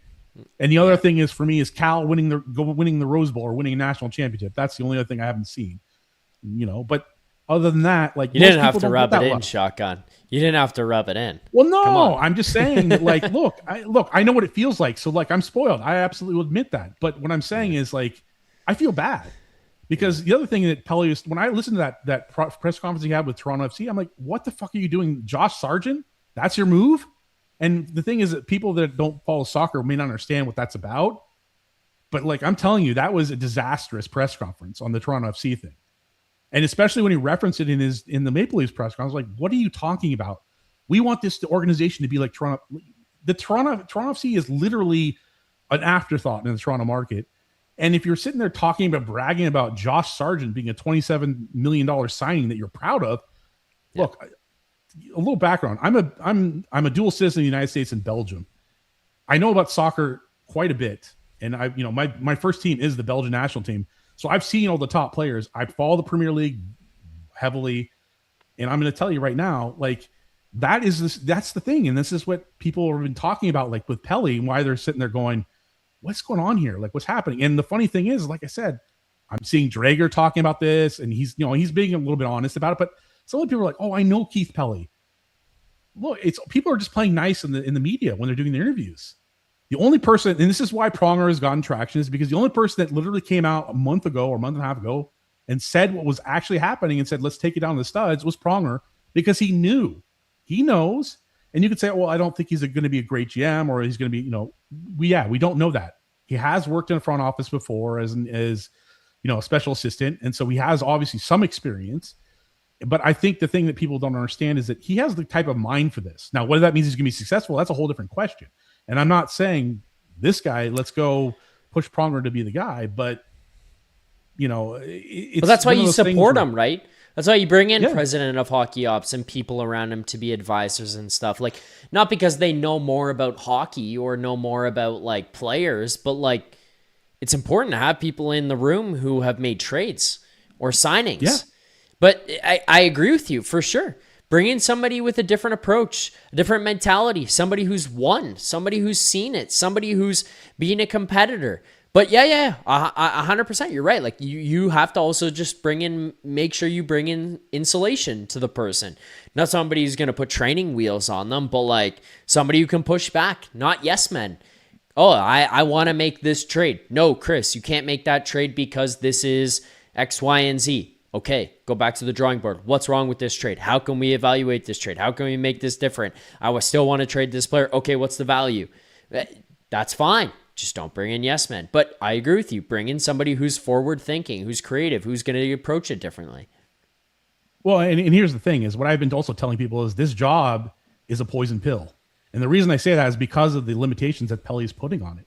Yeah, I get it. They're going to sit there and wave a whole bunch of money out to someone, and someone's going to say, oh, I want this job because I want, X $1 million a year. I get that. Everyone's going to sit there and say, well, I want this money. The thing, what they may not necessarily pick up on is this is a career ender, because what's going to happen is they're going to bring some guy in. I don't know if it's going to be Gillis. I mean, that's insane. I mean, it's not that I hate Mike Gillis. I just think that's crazy. Like, we're talking about guys who haven't been in the industry for X amount of years, a decade or longer, or what's his name? Chakra. I mean, like, what? Like, what do we? The guy's Chaika, managing. Chaika, sorry, Paul. I haven't heard his name, so I forgot how to pronounce it. Yeah. That guy's managing freaking. And look, and it's nothing against it. Like, I get it. You're out of the business. You're managing Wendy's. Fine. But like, what the hell are we talking about with this? And I get that those are just being names floated about to, like, it's just stuff that's the mill is running because people need to print and make money on the on the media side. But like, the thing is like the reality that I think people need to be really honest about is that, do you really think that someone good is going to be brought into the GM position, or are we going to you guys are going to get someone like a Chiarelli, and then you're just like, what is going on here? Because that's a disaster scenario, right?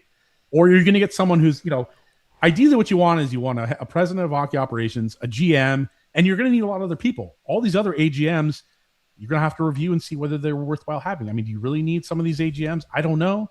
It's not, I don't know. I'm not intimately aware, knowledgeable of the AGMs in Toronto, but this thing is fixable, but it's only fixable if the people up top understand that you can't just be profit. Like, they make the most money in the league. They're the biggest franchise in the entirety of the NHL and one of the bigger franchises in sports. Just as a sort of an aside, the Warriors, 20 years ago were worth $400 million. They're now the second most valuable franchise in the entirety of sports at $11 billion. That's because they did it the right way. And there was a lot of ridicule, believe me. There was a lot of ridicule for the owners, but then they did it the right way. They did all this stuff. Now, obviously, now they're making a lot of mistakes, but it's because everything was taught. You need a generational player. This is what people don't want to let go. Matthews isn't that guy. Look, I get it. He scored and had incredible seasons. He's no longer that guy. And so you look out in the league and you see Celebrini and Schaefer, and I get they don't show up all the time, but those are the guys that if Leaf fans want to see a cup, you need one of those guys at minimum, and then you're going to need to surround them with all sorts of talent that's going to, fit. And it's not just like we need talent that fits. We need talent that's going to be engaged.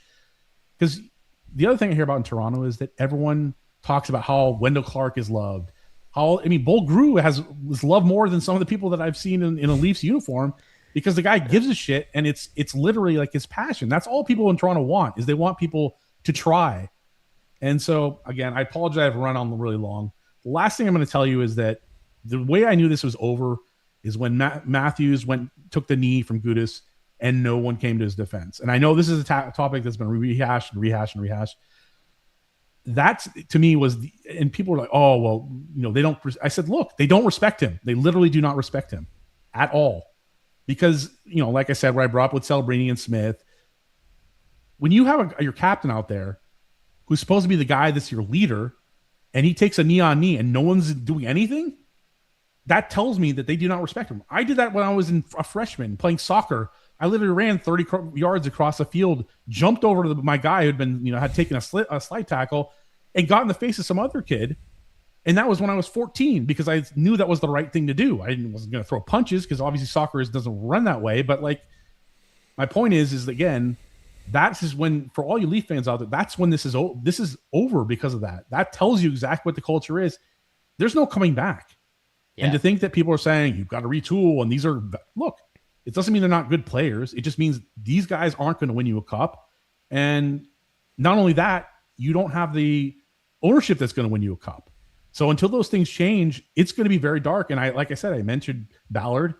I know people don't want to hear that, but that's what's coming. Yeah. And the rebuild is going to be forced. So I'll leave it at that. I apologize for running on so long. I know you want to get to bed. You're it's good late there.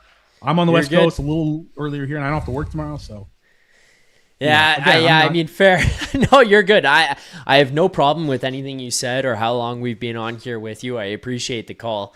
But look, scary points you bring up here, Shotgun. Scary as a Leafs fan, some of which I just don't even want to admit to being true, but I completely understand that a lot of them are. And unfortunately, and not to say anything about anything you said in a negative light, but unfortunately, a lot of the things that you brought up are probably true.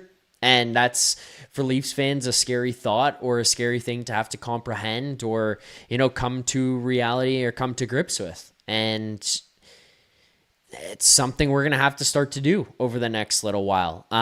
Could this thing turn around? Yes, it could. Is it much more likely that it doesn't? Probably. Is there a possibility I sound like an idiot and we all look back and go, wow, what were we thinking criticizing this? Yep. But I feel like we're much more likely to head in the direction that you've kind of just outlined for us here tonight, Shotgun, where, hey, there's going to be some darkness because we're probably heading down a bad path here with some of the people in charge in the direction that they want to go and the guys that they have leading the charge who are on the team here right now. So I completely understand, but I appreciate the call here, Shotgun. I appreciate you calling into the show, and I hope this isn't the last we hear from you. I'll be back. If you guys want to hear the detailed plan how to fix this, I know how to fix it. It's not, like I said, the fixing is not hard. But Okay. the thing that people have to understand is that, like, you're going to have to go, like your favorite person, Mike Babcock, said, there's going to be pain.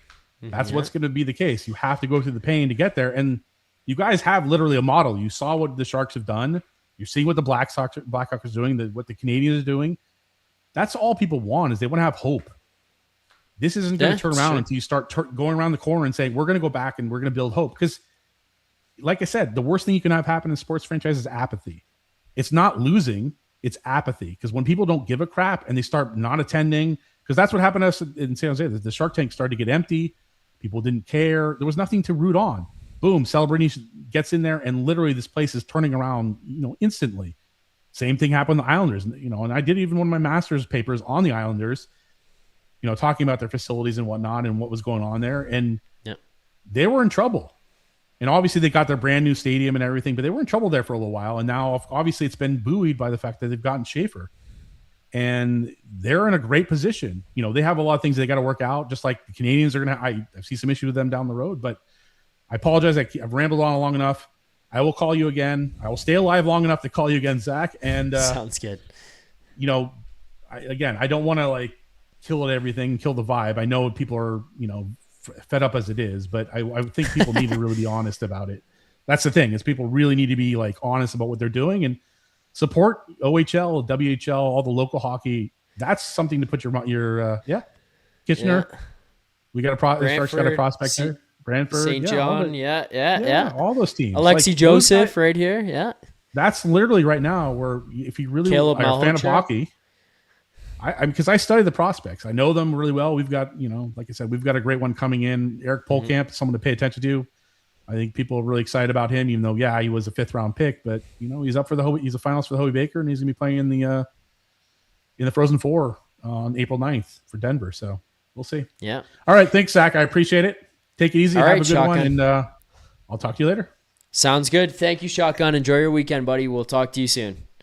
There you go. Shotgun on the line. Shotgun draw, this first call in, all the way out from California. With that, let's go to our final caller here of the night. Actually, you know what? Just one last thing quickly before we do. I'm going to need it because he's probably had them here already. We hit 50 likes here on the postgame show. That means smelling salts. There's still about 200 people watching at 2:23 a.m. Eastern time here. And the next guy, if you're not awake yet, he's going to get you awake. So let's do the smelling salts because I'll get going and maybe I can match the level of intensity that he's going to bring to the program. So thank you for liking. Thanks for subscribing. If you haven't yet, do so right now. Here are the smelling salts.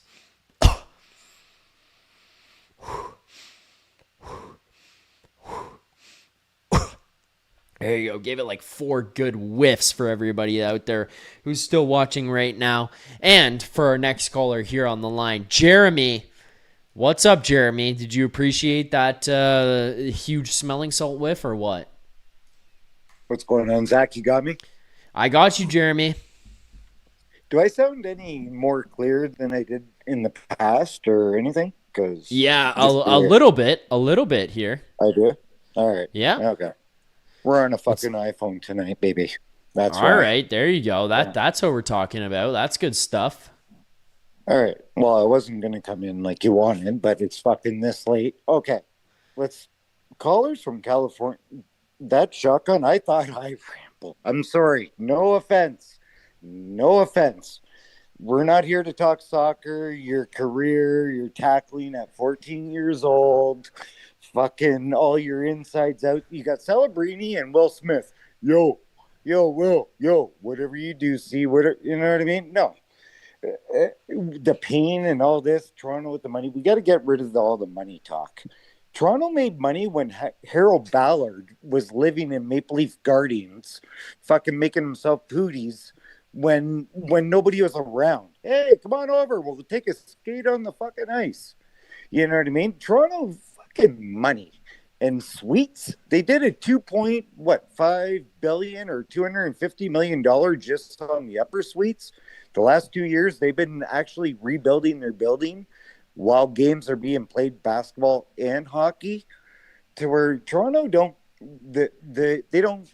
They do care about money, but they don't, because it's just like our hockey team. They don't need effort to make money. They make money. It's like Jeff Merrick said, there's a problem when you have a sellout and there's like 15,000 seats, there's 19,000. So yeah, sellout, and you got fucking 8,000 seats open in the grays or whatever, the platinums. That's when it's a problem. Toronto, the money isn't a problem. It's getting a group structure. Matt Sundin. Tell me anybody that's like alive right now who has more respect for Matt Sundin. Like, we can go Wendell Clark, but you can't do that. Doug Gilmour, maybe, I don't know. Matt Sundin would be a good president of hockey operations, because he's been hanging around the last year and a half a little bit, way more than he's ever have. He did the Sweden team. Never seen somebody get so pumped. Gave me goosebumps because I thought they were gonna, do work, right? To where maybe Matt Sundin, because I'd rather take a rookie president of hockey operations than a rookie GM, right? But the president of hockey operations, we've seen them all. Who gave Shanahan his rookie job? Toronto, right? He was handing out suspensions better than Peros does. At the end of the day, as Matt Sundin president, how do you not watch those videos and see Sundin and Ty down there more than now, and just the demeanor of like an Austin Matthews and Hastings, and them sitting there looking at that hockey stick from 2002, the Wood Nike, bing, top shelf 500, Matt Sundin, all day back and on, right? Overtime Calgary, which have you.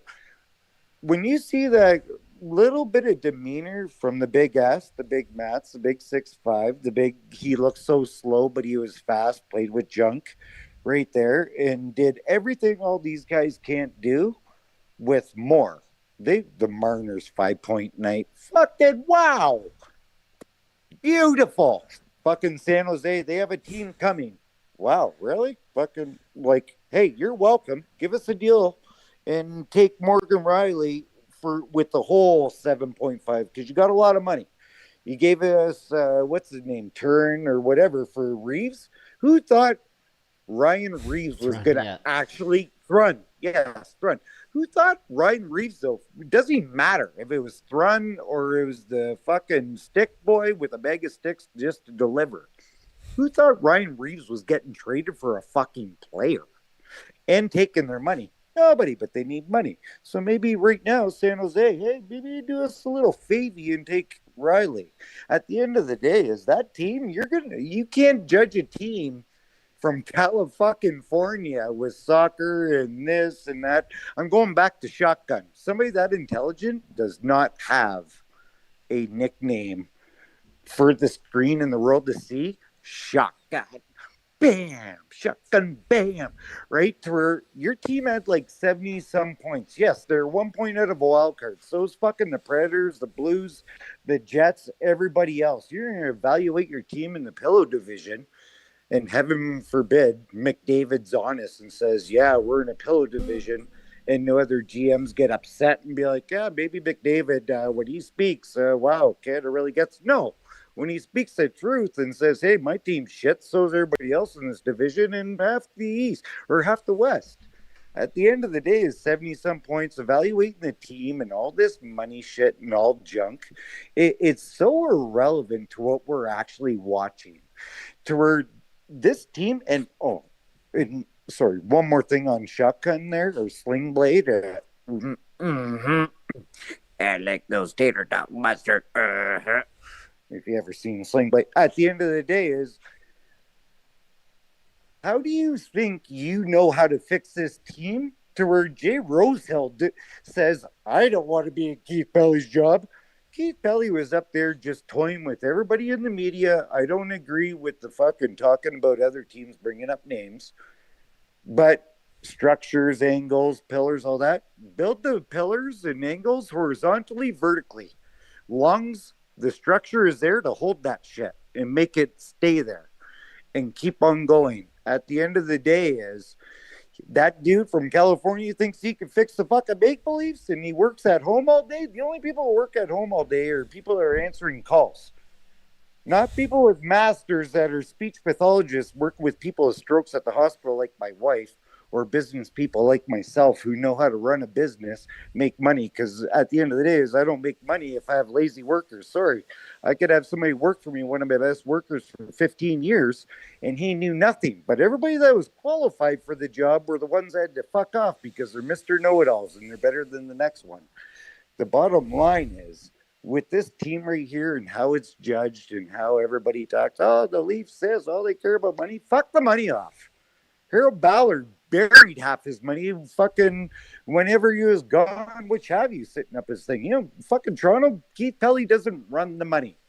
He runs the personnel. And his job, apparently supposed to be very good at it because he brought Sportsnet in so we could watch our games here and there and all that shit. At the end of the day, is he's supposed to be the eyeball here with the blue glasses. David Alter did not bring it up first. I did on the fucking Keith Blue Glasses Pelly. So you could tell Alberta that with the colors, with the friggin' what he wears for all his press conferences.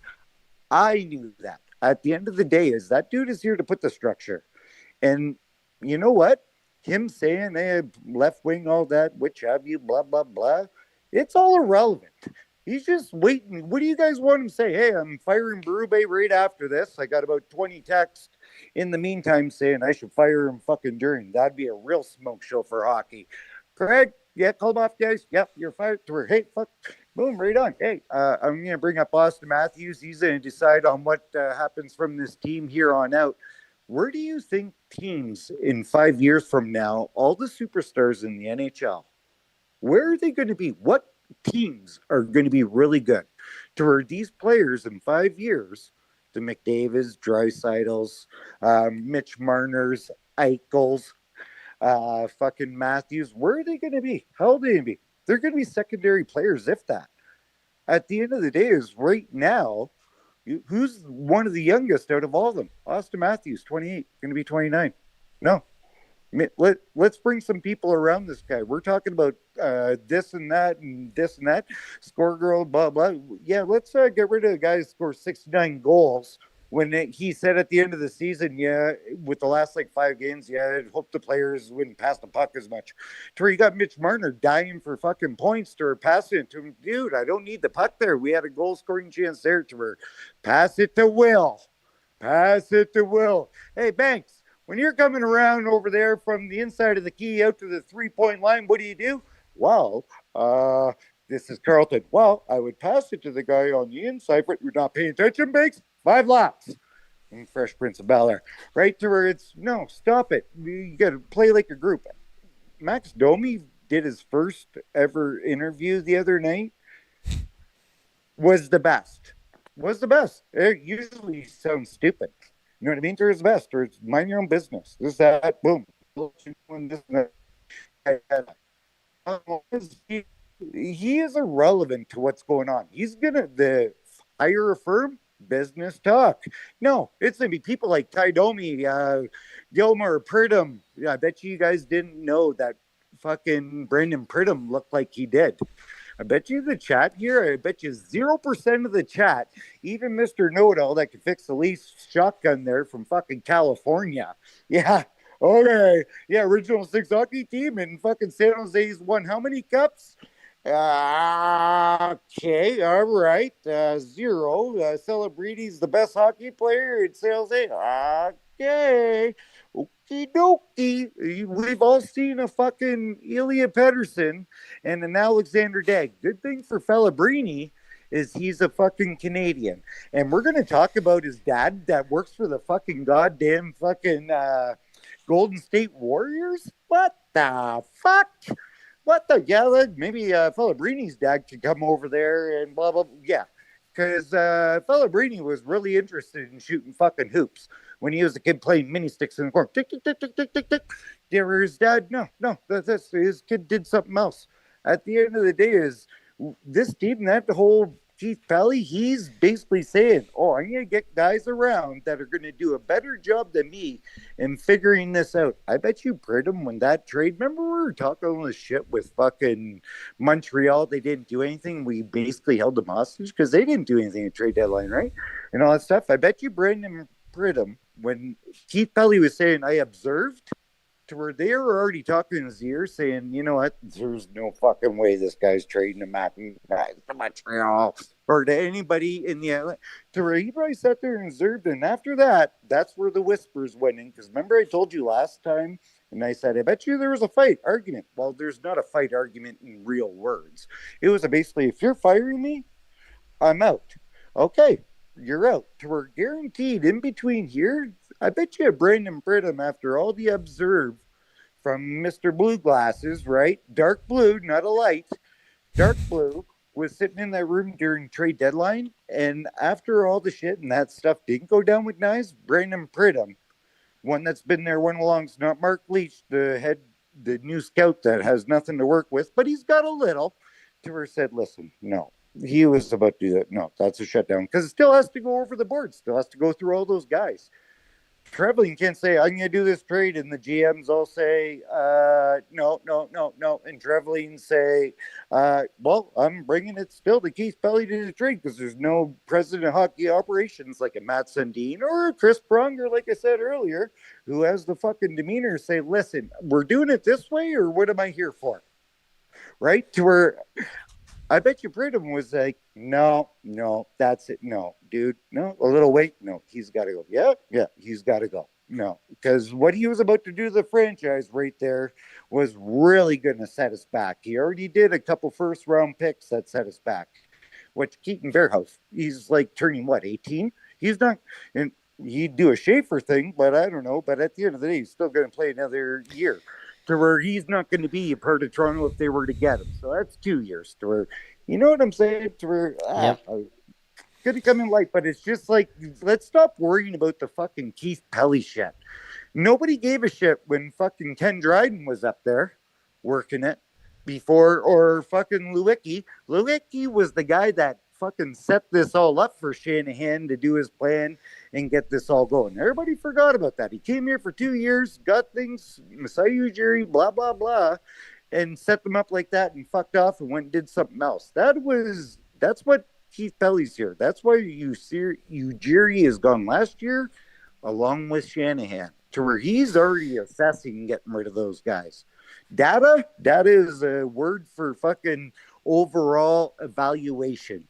As in, I can tell you right now, Berube wasn't using all the data on ice time, this, that, to where, I don't even know what to say anymore. All right, Jeremy, I'm gonna shut it down there. I appreciate the call here tonight. I think we got a lot off our chest all the way through this one. So thank you for the call here tonight. Thank you for your thoughts, and I look forward to hearing from you soon. You just get to sit back there and fucking enjoy. Yeah, I just let you go for a rip, and then I take it for the ride, and I find out where we get out on the other side. Yeah. Thank you, Jeremy. Appreciate the call. All right, Zach. All right. Thank you. There you go. Jeremy on the line. That'll do it for all the calls here tonight. Appreciate everyone who did call in here tonight on the post-game show. We got a couple other things to wrap up here on the program tonight. So let's start here first and foremost with our play of the game.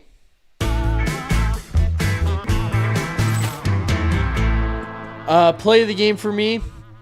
Play of the game is very easily the save that Anthony Stolarz made in the second period, where it's basically a backdoor empty net goal, and he kind of slides back across and gets his leg on it to close away time and space and take away the bottom of the net there as the Sharks were about to bury that thing into an empty net. That will be my play of the game. Honorable mention is the John Tavares goal, and not necessarily because of John Tavares, but because of the play, or the pass, I guess, that Easton Cowan made across. Another point for Easton Cowan.